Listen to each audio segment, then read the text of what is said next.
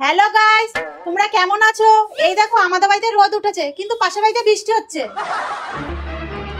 তোমার মা সারাদিন ফোন নিয়ে পড়ে থাকবে আর আমি রান্না বান্না করে যাব না? ছাড়ো না, এই বয়সে একটু ওনার এইসব ভালো লাগছে তাই করছে। এই বয়সে না, এই বয়সে তোমার মা বুড়ি হয়ে গেছে তাই তো? দাঁড়াও। এই বুড়ি, গাইস, তোমাদের সাথে পরিচয় করে দিই। এই দেখো আমার ছোট বৌমা। মা বলছিলাম কুমড়ো ছক্কা করব, খাবেন তো? হ্যাঁ খাবো।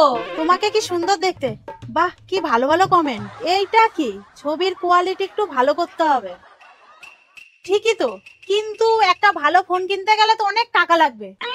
যাই বাবুকে গিয়ে বলি গা। বাবু, আমাকে একটা আইফোন কিনে দিবি? আইফোন? আপনাদের বংশে কেউ আইফোন কিনেছে? তুমি চুপ করো না, আমার থেকে তো চেয়েছে। চেয়েছে যখন দিয়ে দাও, এরপরে ল্যাপটপ চাইবে সেটাও দিয়ে দেবা। থাক, আমার লাগবে না, আমি পুরনো ফোন দিয়ে ব্লগ বানাবো। কি হলো? এতক্ষণ ধরে বাসনগুলো পড়ে আছে, শাশুড়ি কোথায়?